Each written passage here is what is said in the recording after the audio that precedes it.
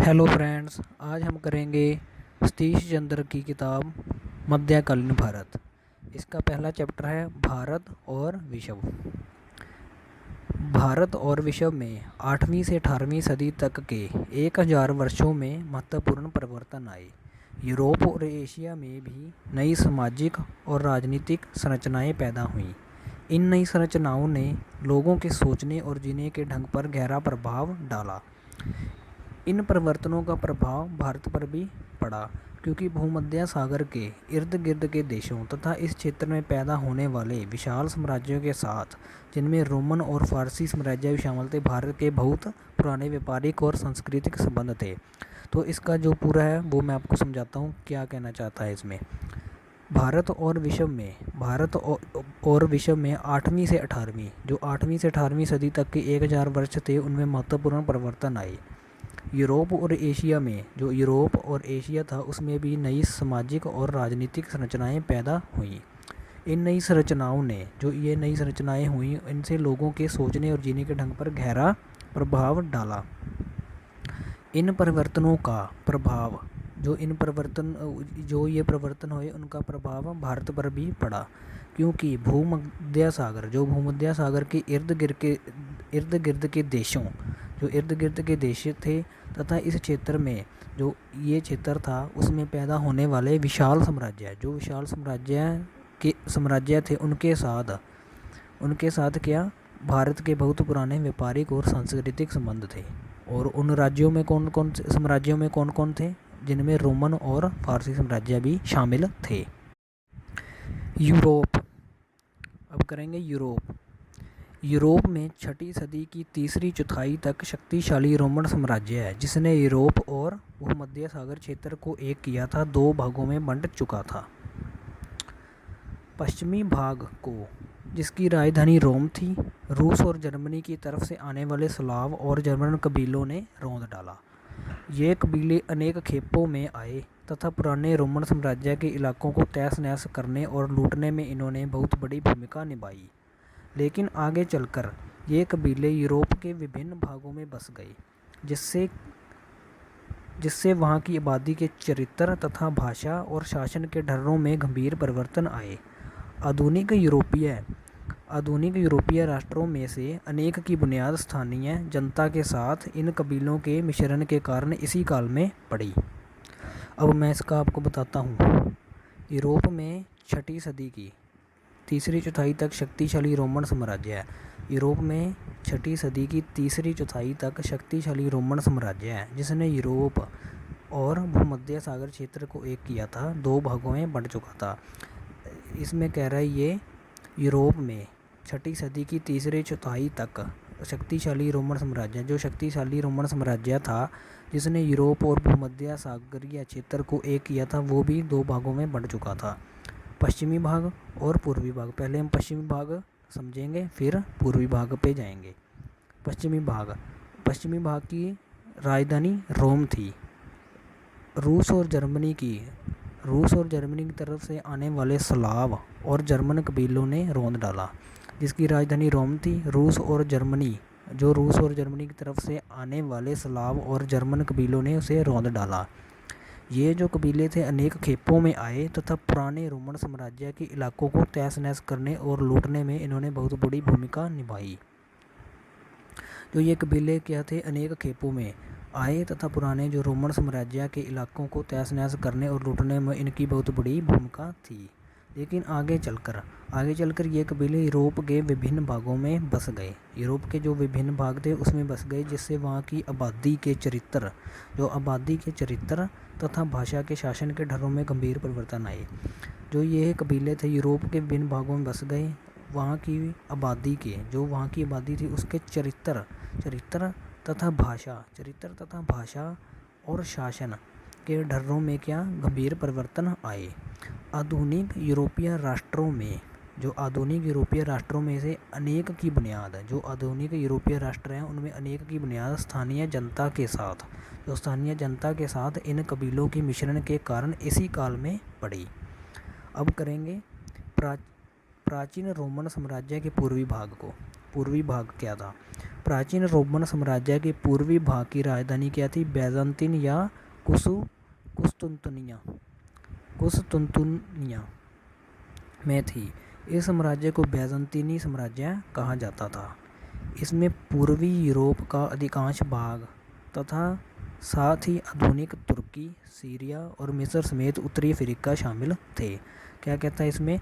प्राचीन रोमन साम्राज्य, जो प्राचीन रोमन साम्राज्य के पूर्वी भाग की राजधानी बैजंतीन या कुस्तुंतुनिया में थी। इस साम्राज्य को बैजंतीनी साम्राज्य कहा जाता था।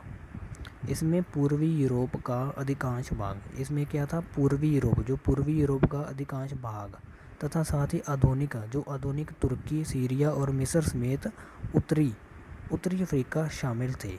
इसने रोमन साम्राज्य की अनेक परंपराओं को जारी रखा। जो इसने क्या? रोमन साम्राज्य की जो अनेक परंपराएं थी उनको जारी रखा। जैसे एक शक्तिशाली राजतंत्र, उनकी परंपराएं थी जैसे एक शक्तिशाली राजतंत्र और अत्यंत केंद्रीकृत प्रशासन को, इनको उन्होंने जारी रखा। लेकिन धार्मिक विश्वास और कर्मकांडों में पश्चिम के कैथोलिक चर्च से, जिसका मुख्यालय रोम में था, इसके अनेक मतभेद थे। लेकिन जो धार्मिक विश्वास और कर्मकांड थे उसमें पश्चिम के कैथोलिक चर्च, जो पश्चिम के कैथोलिक चर्च से, जिसका मुख्यालय रोम में था, इसके अनेक मतभेद थे। पूर्व के चर्च को, जो पूर्व के चर्च को यूनानी ऑर्थोडॉक्स चर्च कहा जाता था। जो पूर्व के चर्च को क्या कहा जाता था? यूनानी ऑर्थोडॉक्स चर्च कहा जाता था। रूस ने यूनानी ऑर्थोडॉक्स चर्च और बैजंतीनी शासकों के प्रयासों के कारण ही ईसाईयत को अपनाया। जो रूस था उसने क्या था? पूर्व का चर्च यूनानी ऑर्थोडॉक्स चर्च और बैजंतीन शासकों के प्रयासों के कारण ही ईसाईयत को अपनाया था। बैजंतीनी साम्राज्य क्या? एक विशाल और फलता फूलता साम्राज्य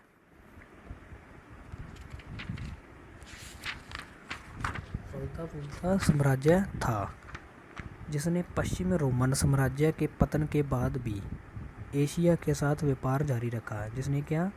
जो पश्चिम रोमन साम्राज्य के पतन के बाद भी एशिया के साथ, जो एशिया था उसके साथ व्यापार जारी रखा।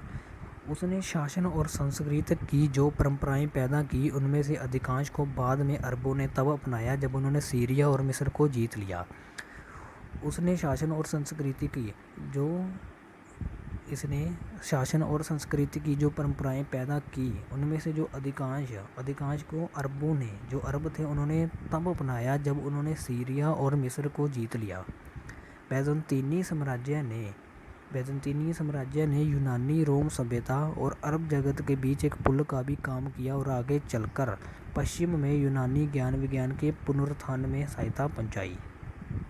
जो बैजंतीनी साम्राज्य था उसने यूनानी रोम सभ्यता और अरब जगत के बीच एक पुल का भी काम किया और आगे चलकर पश्चिम में यूनानी ज्ञान विज्ञान के पुनरुत्थान में सहायता पहुंचाई। आखिर 15वीं सदी के मध्य में जब कुस्तुंतुनिया को तुर्कों ने जीत लिया तो इसका पतन हो गया।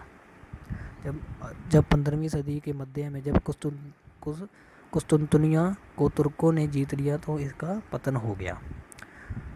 पश्चिम में रोमन साम्राज्य के पतन के सदियों बाद तक पश्चिमी यूरोप में बड़े नगरों का लगभग कोई पता नहीं था तथा विदेशी और घरेलू व्यापार को भारी धक्का लगा।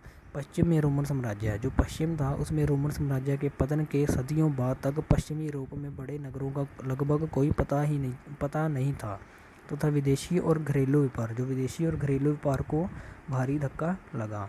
इसका एक कारण सोने का अभाव था।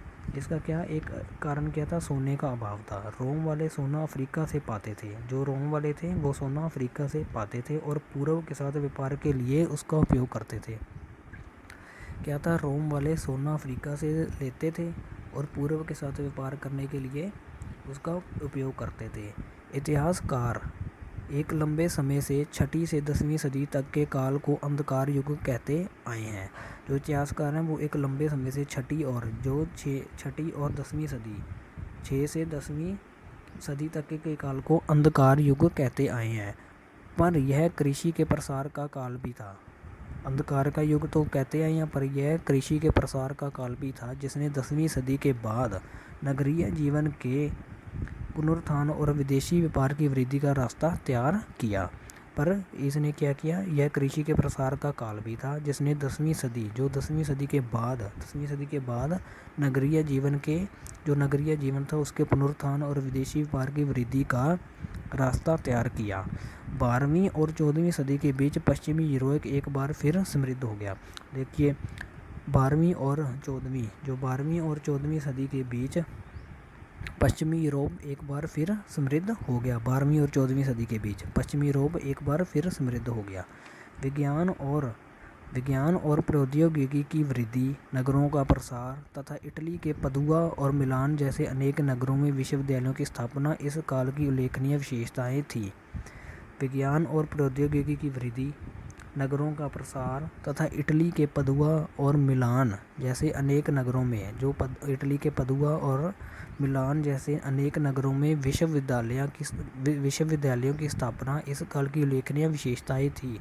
इन विश्वविद्यालयों ने उन नए विज्ञान और नए विचारों के विकास में महत्वपूर्ण भूमिका निभाई, जिन्होंने धीरे धीरे पुनर्जागरण को तथा एक नए यूरोप को जन्म दिया। ठीक है फ्रेंड्स, यहाँ तक कंप्लीट हो गया ये। तो फ्रेंड्स आगे है फ्यूडलिज्म का उदय। रोमन साम्राज्य के विघटन के बाद पश्चिमी यूरोप में एक नए प्रकार के समाज और नई शासन व्यवस्था का जन्म हुआ। जो रोमन साम्राज्य के विघटन होने के बाद जो पश्चिमी यूरोप था, उसमें एक नए प्रकार के समाज और नई शासन व्यवस्था का जन्म हुआ। नए प्रकार के समाज और नई शासन व्यवस्था का जन्म हुआ। धीरे धीरे विकसित होने वाली इस नई व्यवस्था को फ्यूडलिज्म कहते हैं। जो ये व्यवस्था थी वो धीरे धीरे विकसित हो गई और ये नई व्यवस्था को फ्यूडलिज्म कहते हैं। फ्यूडलिज्म लैटिन शब्द फ्यूडम से व्युत्पन्न हुआ है। फ्यूडलिज्म लैटिन शब्द फ्यूडम से उत्पन्न हुआ है, जिसका अंग्रेजी अनुवाद फीफ होता है। इस समाज में सबसे शक्तिशाली वे सरदार थे जो अपने सैनिक अनुयायियों के बल पर बड़े बड़े इलाकों पर हावी होते थे और शासन में भी अहम भूमिका निभाते थे। राजा एक अधिक शक्तिशाली सामंत जैसा ही होता था। कालांतर में राजतंत्र और मजबूत हुआ और सरदारों की शक्ति पर अंकुश लगाने का प्रयत्न किया गया, जो बराबर आपस में लड़ते रहते थे, जिससे सामाजिक अराजकता की स्थिति पैदा होती थी। राजा क्या था, एक शक्तिशाली सामंत जैसा ही होता था। कालांतर में आने वाले काल में राजतंत्र और मजबूत हुआ और सरदारों की शक्ति पर अंकुश लगाने का प्रयत्न किया गया, जो बराबर आपस में ही लड़ते रहते थे, जैसे सामाजिक अराजकता की स्थिति पैदा होती थी। इसे नियंत्रण करने का एक ढंग यह था कि राजा सरदारों को अपना वैसल या अधीनस्थ बनाकर उनसे अपने प्रति निष्ठा की शपथ लेता था। इनको नियंत्रित करने का एक ढंग क्या था, राजा सरदारों को, जो राजा था वो सरदारों को अपना वैसल या अधीनस्थ अपने अंडर रखता था, उनसे अपने प्रति निष्ठा की शपथ लेता था और उनसे क्या करता था, उन्हें अपने प्रति निष्ठा की शपथ लेता था और बदले में उनके कब्जे वाले इलाकों को उनकी फीफ के रूप में मान्यता दे देता था। अपने प्रति निष्ठा ले लेता था, ये उनके प्रति वो काम करेंगे, उनके प्रति उसका जो काम होगा वो करेंगे, उसके अधीनस्थ बनकर रहेंगे और बदले में राजा उनको कब्जे वाले इलाकों की उनकी फीफ के रूप में मान्यता दे देता था। जो उनके कब्जे वाले इलाके थे सरदारों के, उनको फीफ के रूप में मान्यता दे देता था। फिर ये सरदार अपने वैसल नियुक्त करते थे और अपने फीफ में से उन्हें एक भाग देते थे। फिर जो सरदार क्या थे, वो अपने वैसल नियुक्त करते थे। पहले राजा अपने वैसल नियुक्त करता था, फिर जो सरदार थे वो अपने वैसल नियुक्त करते थे, वो अपने वैसल नियुक्त कर देते थे। फिर उनको जो उनकी फीफ थी, जो राजा ने उनको कब्जे वाली ज़मीन की मान्यता दी थी, उनको फीफ कहते थे। वो क्या करता था, अपने जो सरदार वैसल नियुक्त किए हैं उसने जो वैसल नियुक्त करता था, जो अपनी फीफ, जो उनकी फीफ होती थी उनमें से एक भाग देता था अपने वैसल को, सरदार। सिद्धांत के स्तर पर राजा एक गद्दार वैसल की फीफ पर कब्जा कर सकता था। सिद्धांत क्या था, जो सिद्धांत का स्तर क्या था, स्तर पर राजा एक गद्दार, जो राजा था, गद्दार वैसल की फीफ पर कब्जा कर सकता था, लेकिन व्यवहार में ऐसा कम ही होता था। इस तरह फ्यूडल व्यवस्था में शासन पर एक भूस्वामी कुलीन वर्ग का वर्चस्व था। फ्यूडल व्यवस्था में क्या था, जो शासन था उस पर क्या, एक भूस्वामी, जो भूस्वामी कुलीन वर्ग का वर्चस्व था। यह कुलीन वर्ग जल्द ही पैतृक बन गया और उसने हर कोशिश की कि कोई भारी व्यक्ति उसकी कतार में न आए। जो यह कुलीन वर्ग जल्द ही पैतृक बन गया। पैतृक वो अपने ही परिवार वालों को इसको अंडर अपने परिवार के हाथ में ही दे देता था और वो हर कोशिश करता था कि कोई भारी व्यक्ति उसकी कतार में ना आ सके, कोई भारी व्यक्ति को ना दे, बल्कि अपने परिवार के सदस्य को ही दे। पर यह कुलीन वर्ग कभी भी पूरी तरह बंद नहीं रहा, क्योंकि गद्दार सरदार हटाए जाते थे तथा नए नियुक्त किए जाते थे। यह उभर कर सामने आते थे। पर यह कुलीन वर्ग कभी पूरी तरह बंद नहीं रहा, क्योंकि गद्दार सरदार हटाए जाते थे तथा नए नियुक्त किए जाते थे। यह उभर कर सामने आते थे। फ्यूडल व्यवस्था से दो और विशेषताएं भी जुड़ी थी। जो फ्यूडल व्यवस्था थी उससे दो और विशेषताएं भी जुड़ी थी। उनमें से एक विशेषता थी सर्फडम की। सर्फ ऐसा किसान होता था जो जमीन जोतता बोता था, पर अपने स्वामी या सरदार की आज्ञा के बिना अपना पेशा नहीं बदल सकता था। देखिए फ्रेंड्स, ये जो सर्फ है ना, सर्फडम थोड़ा इम्पोर्टेंट है। सर्फडोम है, सर्फ एक ऐसा किसान होता था,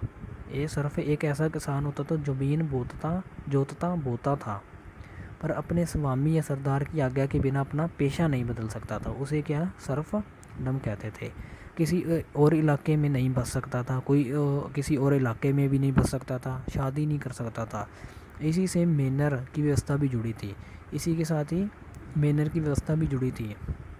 मेनर वह किला होता था या हवेली होती थी जहाँ लॉर्ड या स्वामी रहता था। अनेक यूरोपीय देशों में इन मेनरों के लॉर्ड बड़े बड़े इलाकों के मालिक होते थे। ये मेनर थे यूरोपीय देशों में, क्या होता था, जो ये मेनर थे इनके लॉर्ड या स्वामी बड़े बड़े इलाकों के भी मालिक होते थे, बड़े बड़े इलाकों के मालिक भी होते थे। भूमि के एक भाग की जुताई लॉर्ड सीधे अपनी निगरानी में अपने सरफों की सहायता से कराता था। जो भूमि है उसका एक भाग की जुताई लॉर्ड सीधे अपनी निगरानी में क्या करेगा, अपने सरफों की सहायता से कराता था। और सरफ अपने खेतों के अलावा लॉर्ड के खेतों को जोतने बोने के लिए बाध्य होते थे।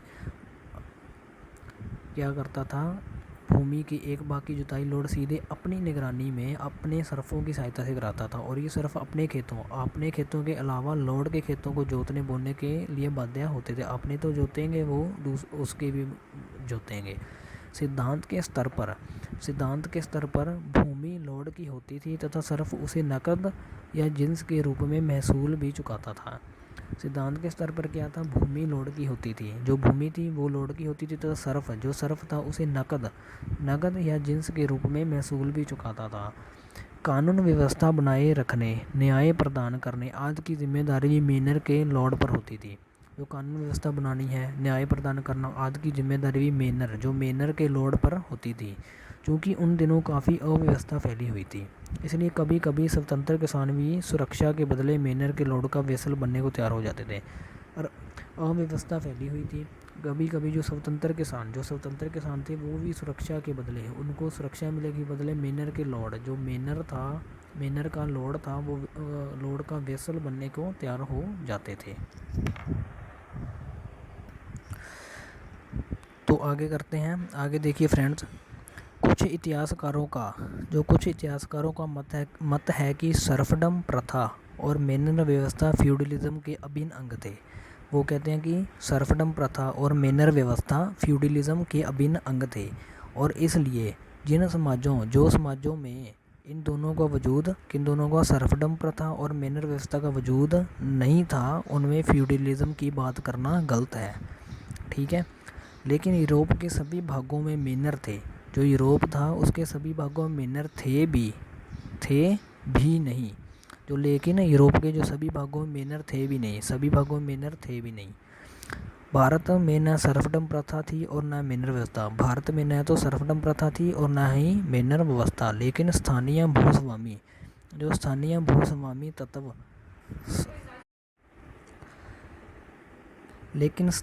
भूस्वामी तत्व फ्यूडल सरदारों की अनेक शक्तियों का इस्तेमाल करते थे।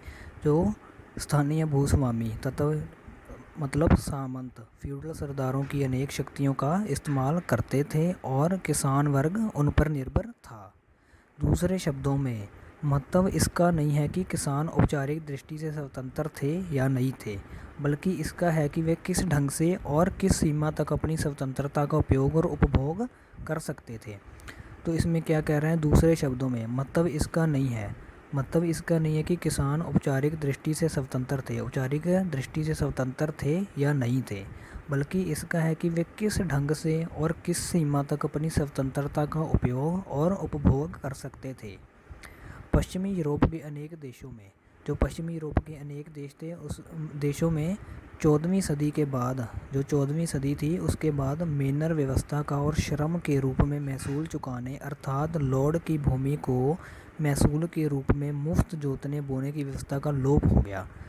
पश्चिमी यूरोप के अनेक देशों में, जो अनेक देश थे 14वीं सदी के बाद, जो 14वीं सदी थी उसके बाद मेनर व्यवस्था का श्रम के रूप में महसूल चुकाते थे अर्थात लॉर्ड की भूमि को महसूल के रूप में मुफ्त जोतने बोने की व्यवस्था का लोप हो गया, जो ऊपर बताई गई थी। यूरोप में सामंतवाद से जुड़ी एक और विशेषता सेना का संगठन थी।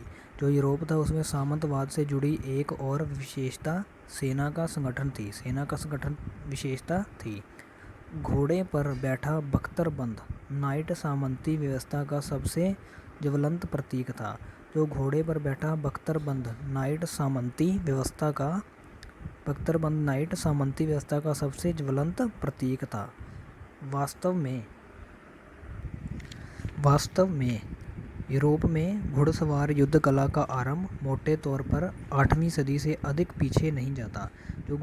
यूरोप में घुड़सवार युद्ध कला का आरंभ मोटे तौर पर 8वीं सदी से अधिक पीछे नहीं जाता।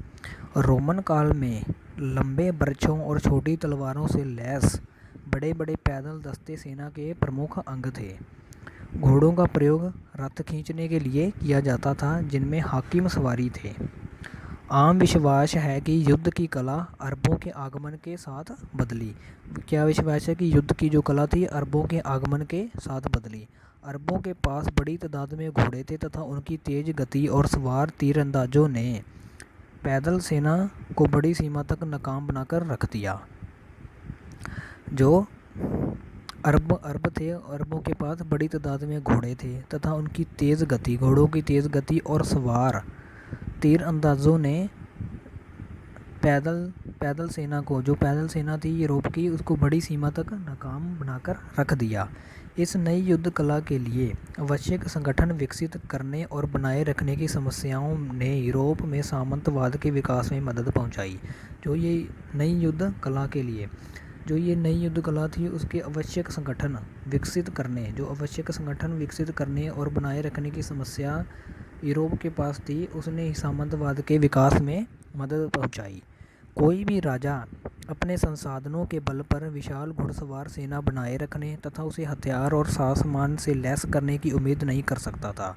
जो कोई भी राजा था अपने संसाधनों के बल पर, जो उसके संसाधन थे उसके बल पर विशाल घुड़सवार सेना बनाए रखने तथा उसे हथियारों और सामान से लैस करने की उम्मीद नहीं कर सकता था। इसलिए सेना का विकेंद्रीकरण किया गया तथा राजा की सहायता के लिए एक निर्धारित संख्या में घुड़सवार और पैदल सेना कायम रखने की जिम्मेदारी फ्यूडल लॉर्डों को सौंप दी गई। विकेंद्रीकरण होता है उसमें क्या, जो राजा था उसने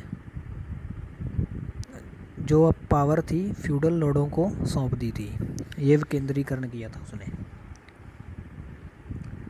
दो आविष्कारों के कारण घुड़सवार युद्ध लड़ाई का प्रमुख रूप बना। ये आविष्कार थे तो काफ़ी पहले के, मगर इनका व्यापक उपयोग इसी कला में आरंभ हुआ। पहला आविष्कार लोहे की रकाब था। लोहे की रकाब के कारण हथियारों से पूरी तरह लैस सैनिक को तीर चलाते समय घोड़े की पीठ से गिरने का भय नहीं रहता था। उसके कारण सवार अपने शरीर से भाले को सटाकर हमला भी कर सकता था और उसके जवाबी आघात के कारण नीचे नहीं गिरता था। इससे पहले या तो लकड़ी की रकाब का प्रयोग किया जाता था या रस्सी के एक टुकड़े का, जिसमें बस पाँव टिकाकर रखा जा सकता था। दूसरा आविष्कार था एक नए प्रकार की जीन का, जिसके कारण घोड़ा पहले की अपेक्षा दोगुना बोझ लेकर चल सकता था। ऐसा माना जाता है कि ये दोनों आविष्कार पूर्व से यूरोप में पहुँचे। ये जो दोनों आविष्कार थे पूर्व से यूरोप में पहुँचे, संभवतः चीन और कोरिया से। भारत में उनका प्रसार 10वीं सदी में शुरू हुआ। जो ये आविष्कार हुए थे उनका प्रसार 10वीं सदी में भारत में हुआ था।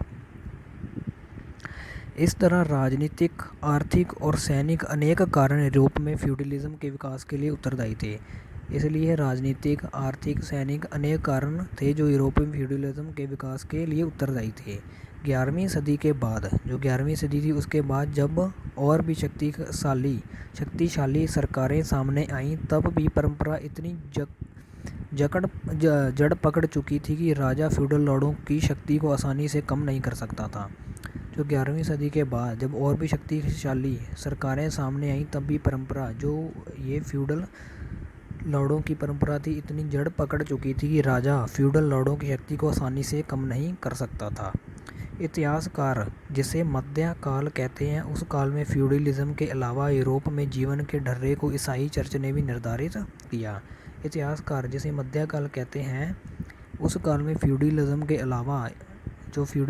अलावा यूरोप में जीवन के ढर्रे को ईसाई चर्च ने भी निर्धारित किया। हम बैजंतीनी साम्राज्य और रूस में यूनानी ऑर्थोडॉक्स चर्च की भूमिका का पहले ही हवाला दे चुके हैं। पश्चिम में एक शक्तिशाली साम्राज्य के अभाव में कैथोलिक चर्च ने शासन के भी कुछ कार्यभार संभाल लिए। पश्चिम एक शक्तिशाली साम्राज्य, जो पश्चिम था उसमें शक्तिशाली साम्राज्य के अभाव में जो कैथोलिक चर्च ने शासन के भी कुछ कार्यभार संभाल लिए। पश्चिम में कोई शक्तिशाली साम्राज्य नहीं था, इसलिए कैथोलिक चर्च ने किया, पश्चिम में कुछ शासन वाले कार्यभार भी संभाल लिए। पोप जो कैथोलिक चर्च का प्रमुख था, एक धर्मगुरु ही नहीं रहा, बल्कि ऐसा व्यक्ति बन गया जिसके पास काफ़ी कुछ राजनीतिक और नैतिक सत्ता भी थी। जो पोप था वो कैथोलिक चर्च का प्रमुख था, एक धर्मगुरु ही नहीं रहा। पहले वो धर्मगुरु था, फिर वो धर्मगुरु नहीं रहा, बल्कि एक ऐसा व्यक्ति बन गया जिसके पास काफ़ी कुछ, जैसे राजनीतिक और नैतिक सत्ता भी थी। पश्चिम एशिया और भारत की तरह यूरोप में भी मध्यकाल धर्म का काल था। धर्म का काल था, और जो धर्म का प्रवक्ता होता था उसके पास काफ़ी शक्ति और प्रभाव होता था। राजाओं और सामंत सरदारों से मिले भूदानों और धनी सौदागरों से प्राप्त दानों के बल पर अनेक मठ और विहार स्थापित किए गए। राजाओं और सामंत सरदार, जो राजा थे और सामंत सरदार से मिले, जो भूदान, वो ज़मीन का दान देते थे, धनी सौदागरों से प्राप्त दानों, जो धनी सौदागर थे उनसे प्राप्त दानों के बल पर अनेक मठ और विहार स्थापित किए गए। इनमें से फ्रांसिस्कन जैसे कुछ सिलसिले ज़रूरतमंद और गरीबों के लिए कार्यरत थे। जो फ्रांसिस्कन जैसे कुछ सिलसिले ज़रूरतमंद और गरीबों के लिए कार्यरत थे। अनेक मठ यात्रियों को चिकित्सा सहायता या ठहरने की जगह देते थे। वे शिक्षा और ज्ञान विज्ञान के केंद्र का काम भी करते थे। जो अनेक मठ यात्रियों को चिकित्सा सहायता या ठहरने की जगह देते थे, शिक्षा और ज्ञान विज्ञान के केंद्र का काम भी करते थे। इस प्रकार कैथोलिक चर्च ने यूरोप के सांस्कृतिक जीवन में अहम भूमिका निभाई। मगर कुछ मठ जो अत्यंत धनी हो चुके थे फ्यूडल लॉर्डों की तरह व्यवहार करने लगे। जो कुछ मठ थे, जो जैसे उनके पास बहुत पैसा हो गया, इसलिए वह फ्यूडल लॉर्ड की तरह व्यवहार करने लगे। इससे आंतरिक कलह पैदा हुआ और उन शासकों के साथ उनका टकराव होने लगा जो चर्च और पोपों की दुनियावी ताकत से चिढ़े हुए थे। क्या था इसमें? आंतरिक कलह पैदा हो गया और उन शासकों के साथ उनका टकराव होने लगा जो चर्च और पोपों की दुनियावी ताकत से चिढ़े हुए थे। आगे चलकर यह टकराव पुनर्जागरण और सुधार आंदोलनों में प्रतिबिंबित हुआ।